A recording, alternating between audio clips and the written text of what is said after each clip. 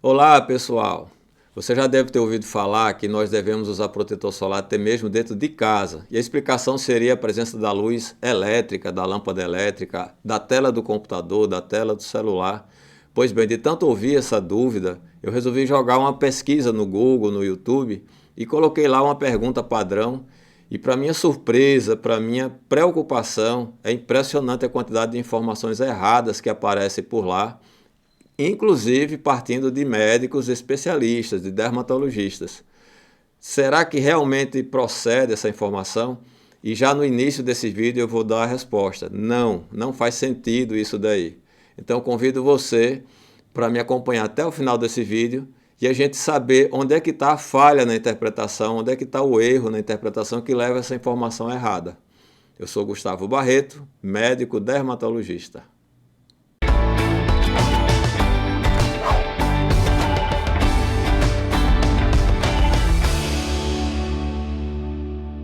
No vídeo anterior, a gente falou sobre radiação ultravioleta e mostramos que não precisa usar protetor solar dentro de casa pensando em radiação ultravioleta.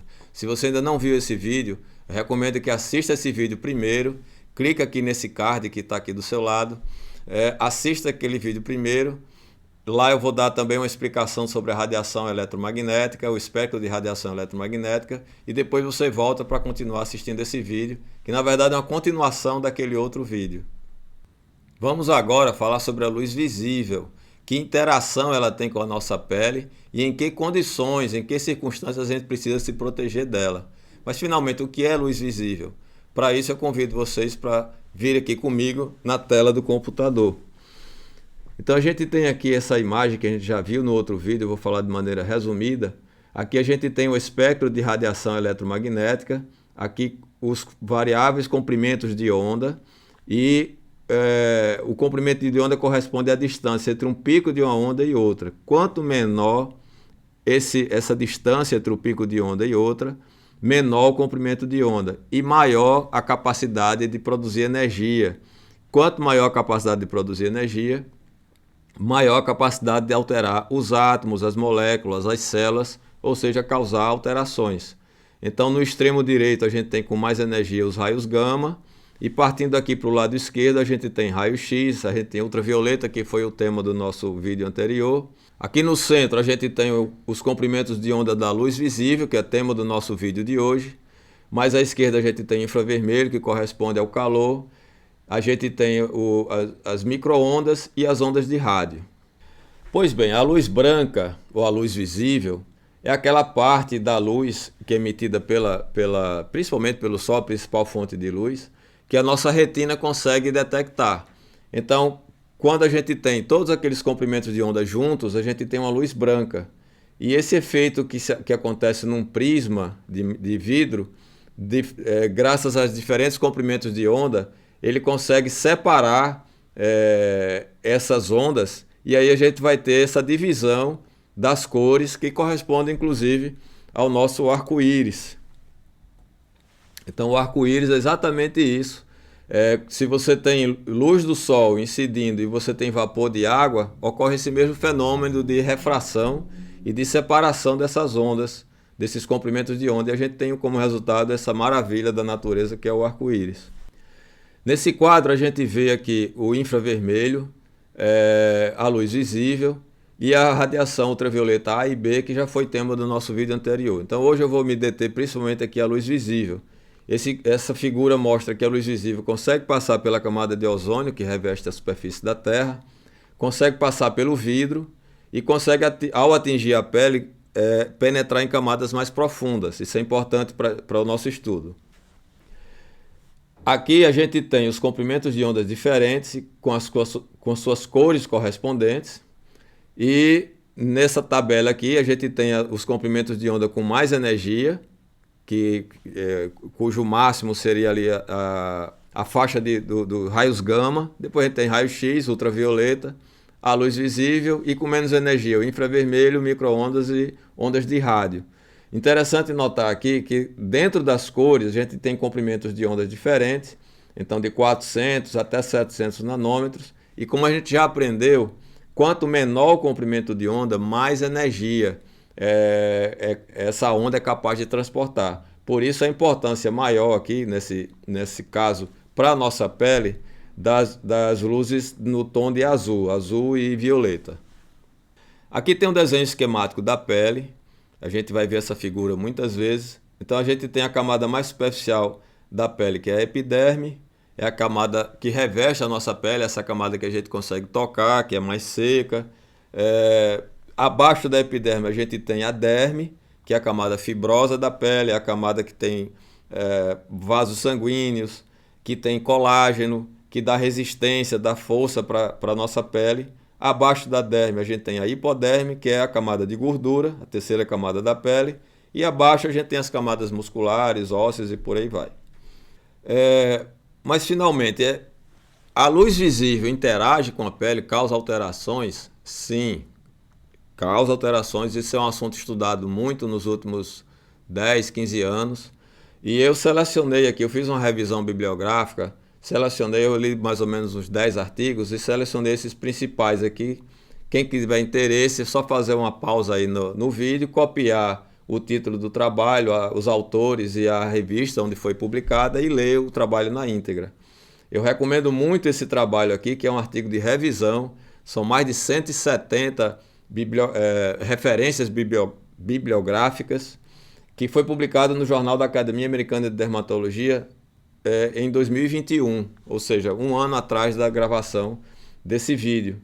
Esse trabalho foi dividido, é um trabalho de revisão, como eu já falei, foi dividido em duas partes. Na primeira parte, ele fala sobre as propriedades e os efeitos da luz visível na pele, e na segunda parte fala sobre como se proteger dessa luz.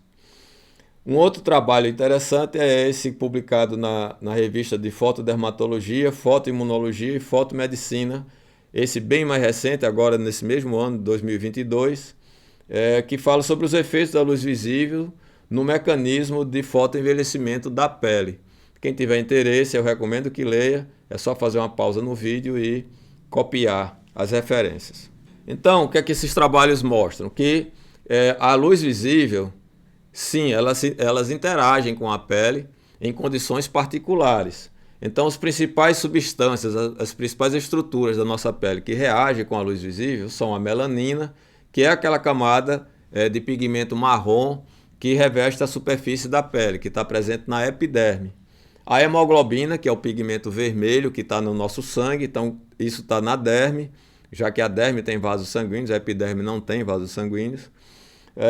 A queratina, que é a camada que reveste a superfície da pele, parte da queratina reflete também a luz branca, a luz visível. E o colágeno, entre outras substâncias, eu não vou me ater a tantos detalhes aqui, que não é assunto para o vídeo. Se vocês quiserem que eu detalhe mais, escreve nos comentários que a gente faz um vídeo mais detalhado sobre os efeitos que a luz tem, que pode causar na nossa pele. A luz azul, como eu já falei antes, como ela tem comprimento de onda menor, ela tem mais energia.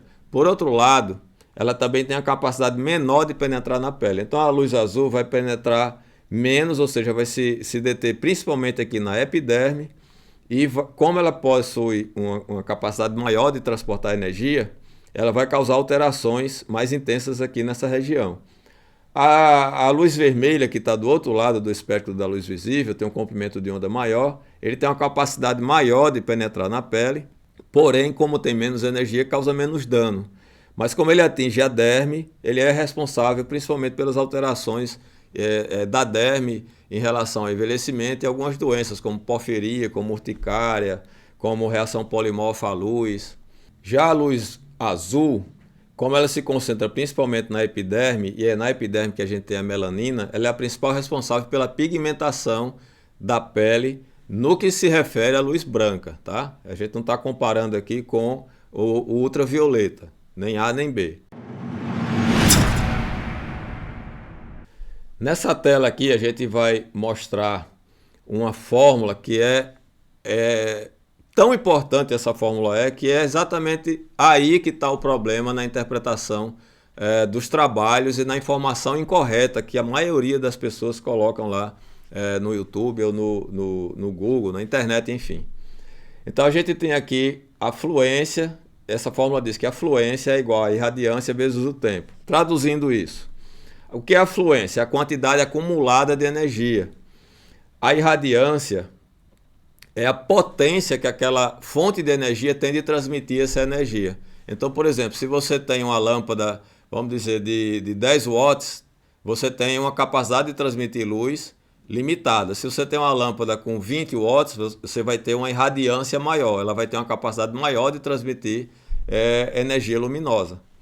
E essa fórmula vale para qualquer comprimento de onda. A gente está se referindo agora, nesse vídeo, em relação à luz visível, mas isso vale para qualquer onda. E a fluência depende também do tempo de exposição àquela fonte. Isso aí é lógico, né? Se você fica, vamos dizer, 1 minuto exposto a uma fonte de luz, você vai ter uma exposição acumulada X. Se você fica 2 minutos, 3 minutos, você vai acumular mais energia. Então a quantidade de energia acumulada é consequência, relacionada à potência de transmissão dessa energia e ao tempo de exposição a essa energia. Essa fórmula é muito importante e explica onde é que está o erro na interpretação desses trabalhos.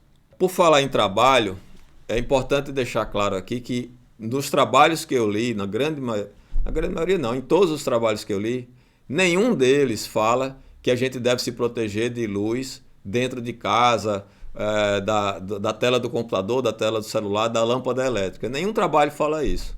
Ele se refere sempre enfatizando a questão do sol, tá certo? E a gente vai entender por quê.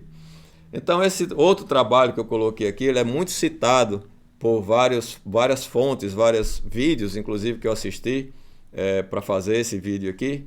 Ele é bastante citado, é um trabalho relativamente já antigo, de 2010, que fala sobre o impacto do comprimento de onda do UVA e da luz visível na pele melanocompetente. O que é melanocompetente? É aquela pele que consegue bronzear, que consegue mudar a cor. E aí a gente vai falar de um conceito, é um trabalho feito também nos Estados Unidos, e publicado em 2010. Se quem tiver interesse, eu recomendo que leia, copie os dados aí, dá uma pausa no vídeo, copie os dados e lê o trabalho. E esse trabalho também não fala que a gente tem que se proteger do sol, da luz branca dentro de casa. Esse trabalho não fala, nenhum trabalho fala isso. Então esse trabalho, como é que ele foi feito? O autor dividiu o grupo de pessoas de pele com fototipo 2, 4, 5 e 7. O que significa isso? Existe uma classificação de cor de pele que vai de 1 até 6, a chamada classificação de Fitzpatrick. Sendo que o fototipo, a pele fototipo 1, é assim que a gente chama, fototipo 1 é aquela pessoa que nunca, ao se expor ao sol, nunca bronzeia, nunca muda de cor e sempre queima. Então é aquela pessoa branca, bem branca, de olho verde, de olho azul, de olho claro, cabelo claro, que ao se expor ao sol não consegue mudar de cor, ela sempre queima. O extremo oposto, o fototipo 6, é o negro africano, aquela pele negro completo, digamos assim. E esses números intermediários ficam ali na transição. Fototipo 4 seria o moreno médio, né? Fototipo 5, moreno escuro, e o fototipo 6, o negro. Então essa pesquisa pegou esse tipo de pele e expôs a luz ultravioleta A, a radiação ultravioleta A, que eu não vou entrar em detalhe nesse vídeo, que não é assunto do nosso vídeo, e a luz visível. E olha que interessante, a irradiância, ou seja, a potência da energia, da fonte de luz usada no trabalho, é de 200 miliwatts por centímetro quadrado. Que fazendo a conversão para o lux é a unidade de irradiância mais usada para a luz visível, a gente vai falar um pouquinho mais sobre isso, corresponde a mais de 1.300.000 lux. É muita luz, é uma potência de transmissão maior do que o Sol. Com essa fonte de luz irradiando essa energia, acumulando 8 joules por centímetro quadrado, nenhum desses tipos de pele mudou de cor. Quando a energia acumulada chegou a 40 joules por centímetro quadrado, as peles de tipo 4, 5 e 6 mudaram de cor. A pele fototipo 2, que é aquela pele mais branca, não mudou de cor. E assim continuou à medida que ele foi aumentando essa fluência. Então é um trabalho que é muito citado, que não tem nada errado no trabalho. A única crítica que eu faço é que, já que com 8 joules por centímetro quadrado acumulado não houve mudança de cor, repare que ele aumenta 5 vezes a exposição e já vai para 40 joules por centímetro quadrado. Eu acho que se ele tivesse passado aí por 15, 20, 30 joules por centímetro quadrado, a gente teria informações também mais detalhadas. Nessa tela aqui a gente tem informações sobre a irradiância no espectro de luz visível medido por essa instituição nos Estados Unidos. E aí certamente foi um dia de muito sol, um dia bem ensolarado, que eles conseguiram no total, aqui está as divisões com a luz azul, a luz amarela, a luz vermelha, mas eles conseguiram no total 240 mil lux de irradiância na luz visível, o que corresponde a 35,43 miliwatts por centímetro quadrado, que é a unidade mais usada nesses trabalhos. Então eu vou voltar aqui na outra tela. Repare aqui, ó, em relação ao Sol, intensidade muito grande de radiação solar, a gente tem 35,43 miliwatts por centímetro quadrado. Voltando aqui para o trabalho, olha a quantidade, a irradiância dessa fonte aqui, 200 miliwatts por centímetro quadrado, ou seja, deixa eu ver aqui, mais ou menos 8 vezes, 5 vezes mais ou menos a potência, a capacidade de emitir luz do próprio Sol. Foi a fonte de energia usada nesse trabalho. Mas e então, como é que a gente vai medir, como é que a gente consegue medir essa irradiância, essa capacidade, essa potência de transmissão de luz de determinadas fontes? A gente tem aparelho, assim como no outro vídeo a gente usou um irradiômetro, que é o aparelho usado para medir irradiância, sendo que aquele aparelho estava calibrado para medir radiação ultravioleta A e B. E existem aparelhos que são calibrados para medir radiação no comprimento de luz visível. Como a unidade de medida mais usada é o lux, o irradiômetro que mede luz visível acaba sendo chamado de luxímetro, já que a unidade é o lux. Então eu tenho aqui um luxímetro. Também fiz questão de comprar esse luxímetro para fazer esse vídeo. E ele tem um sensor óptico que mede a irradiância no espectro de luz visível. Ele é calibrado para isso. Então, por exemplo, eu estou aqui, deixa eu travar ele aqui no máximo. Ele vai fazer medição e vai travar no máximo. Eu tenho aqui acima da minha cabeça um foco de LED de 50 watts, aqui à minha direita mais um e à minha esquerda mais outro. E eu estou colocando aqui a medição, ele está me dando 844 lux. Essa é a medida que eu tenho nesse ambiente.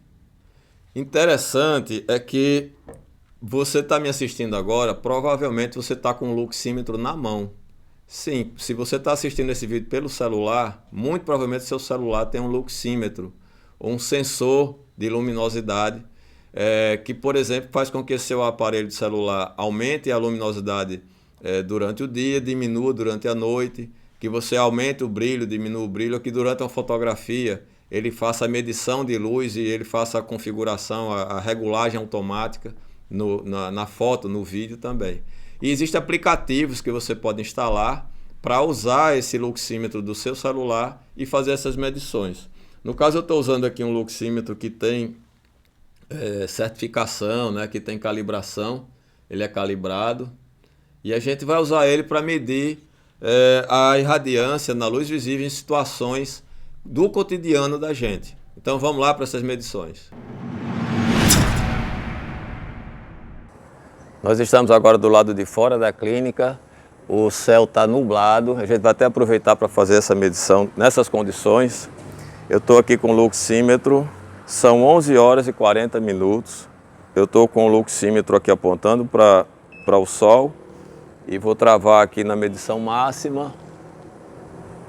E a gente tem aqui, ó, 6.840, aliás, desculpe, 68.400 lux. Em condições normais de céu aberto, a gente consegue medir 100, 110 mil lux. Como o céu está nublado, está fechado, a quantidade de luz que passa diminui. E isso é o previsto, mais ou menos a metade da luz visível fica retida nas nuvens num dia de céu nublado. Nós estamos agora na recepção da clínica e eu estou aqui de ladinho da porta de entrada. A gente tem uma fachada de vidro. Do lado externo é um dia de sol, são exatamente 11 horas e 30 minutos. O céu está nublado, vocês estão me vendo contra a luz e aí a imagem está um pouco escura, mas eu não vou usar nenhum refletor, nenhuma fonte de luz para não atrapalhar a nossa medição. E eu vou fazer a medição com o luxímetro. Ele vai congelar aqui no pico e a gente já tem aqui uma medição. Consegue pegar aqui, Simone? Ele mediu 8.180 lux. Agora eu vou destravar aqui e vou ficar numa marcação que a gente mediu antes, na distância de 2 metros da mesma fonte de luz, da mesma porta de entrada. Me afastei 2 metros e vou fazer a mesma medição. Eu direciono o sensor para a fonte de luz e ele congela na medição máxima. Consegue pegar?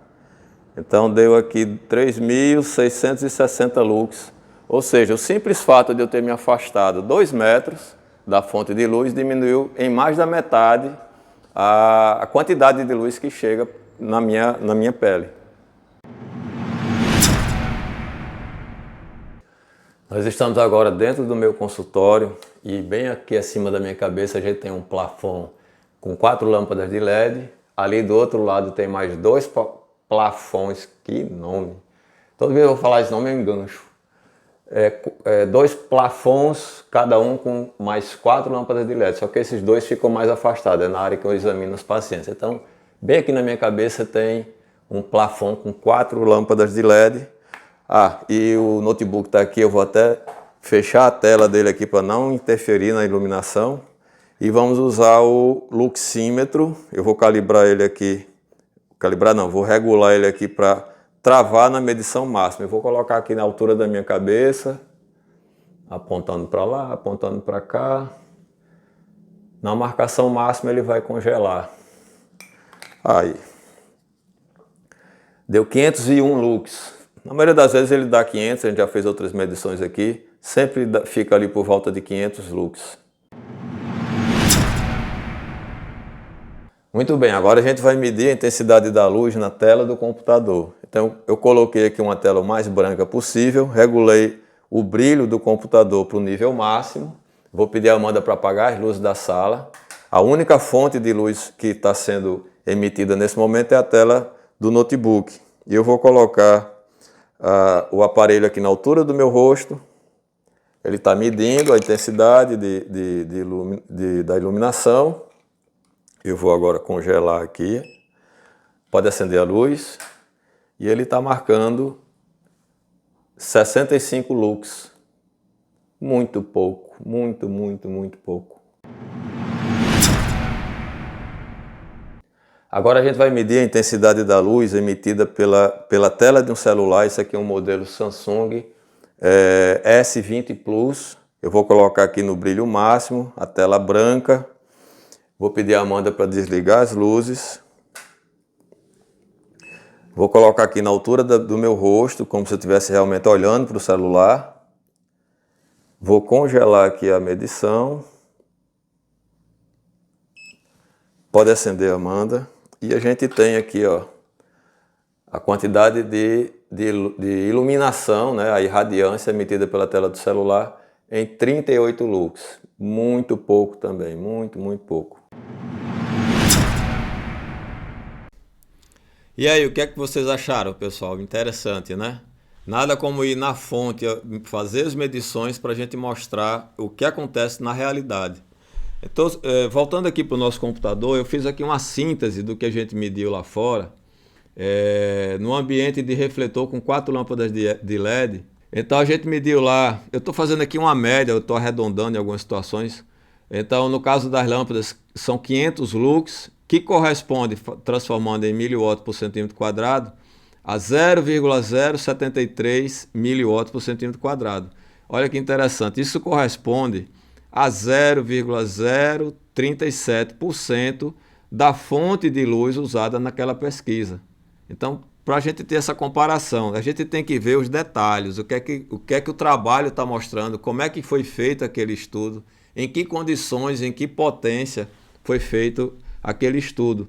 No caso da tela do notebook, a gente tem 1/5 aqui da iluminância, né, da quantidade de luz que é emitida pela lâmpada. A gente ainda tem 100 lux, lembrando que a tela do computador fica mais perto do nosso rosto e eu medi na distância padrão. Então isso corresponde a 0,007% do que foi usado na máquina. E assim por diante, a tela do celular foi 60 lux.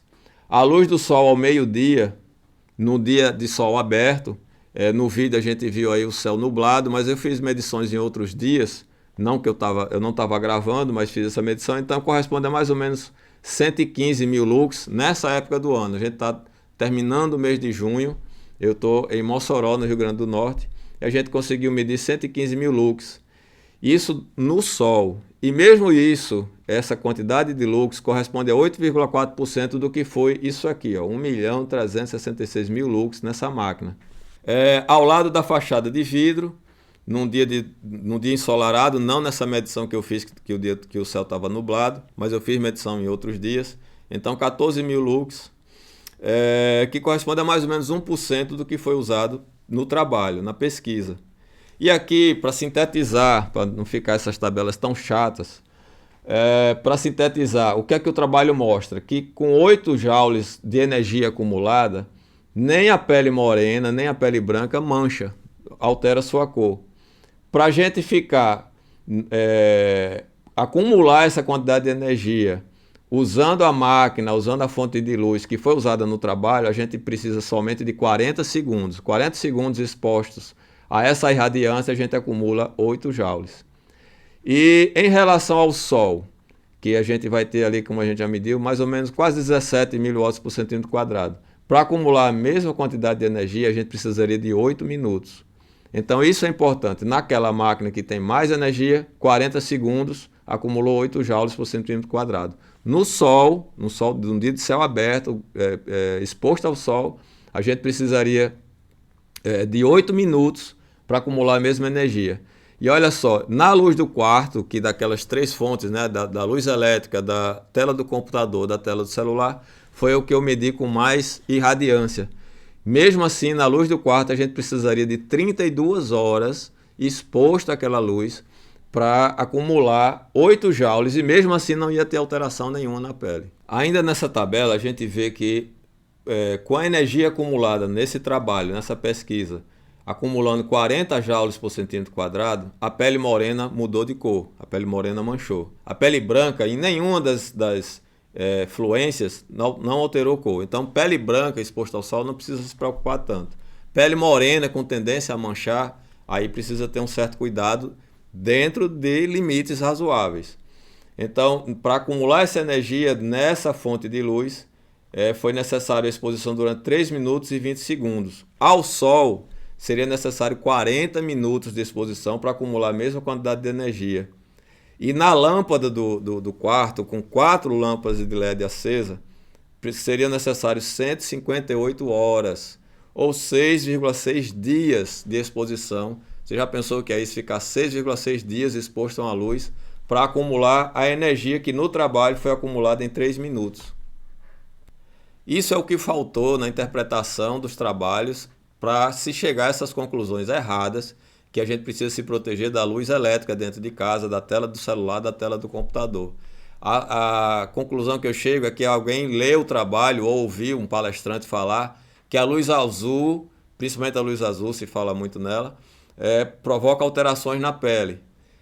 Ok, é correto, mas na intensidade calculada nos trabalhos.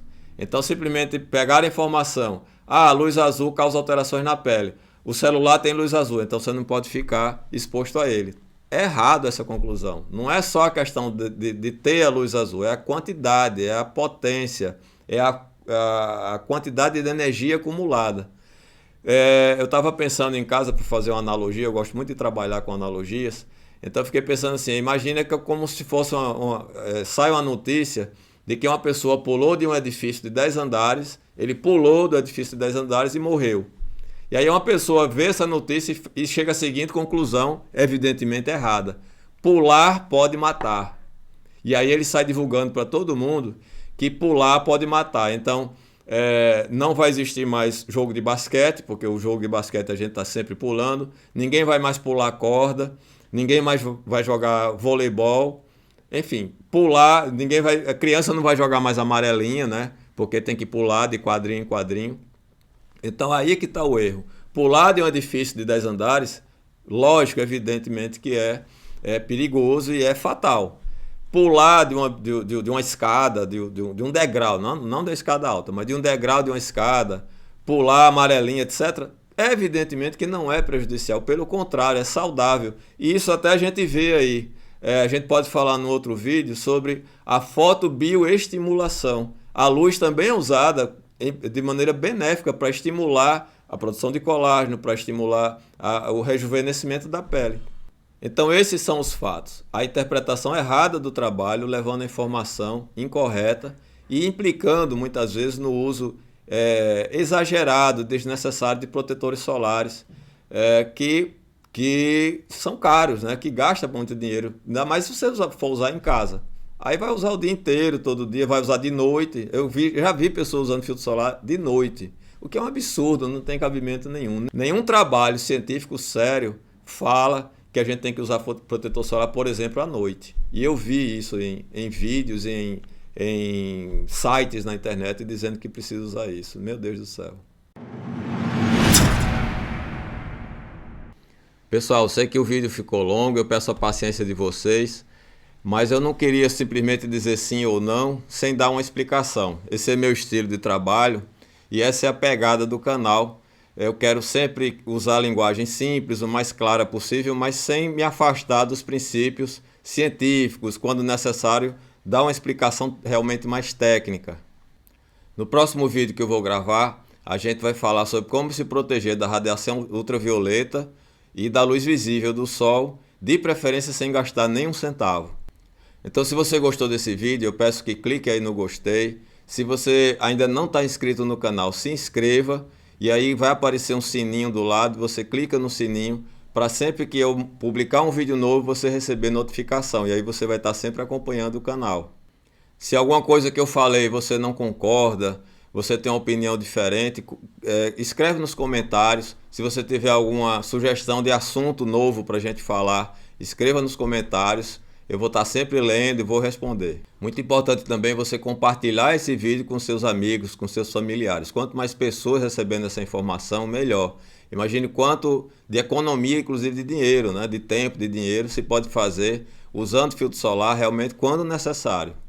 Então, meus amigos, eu vou ficando por aqui. Que Deus nos abençoe a todos. Um cheiro na bola do olho e até o nosso próximo encontro.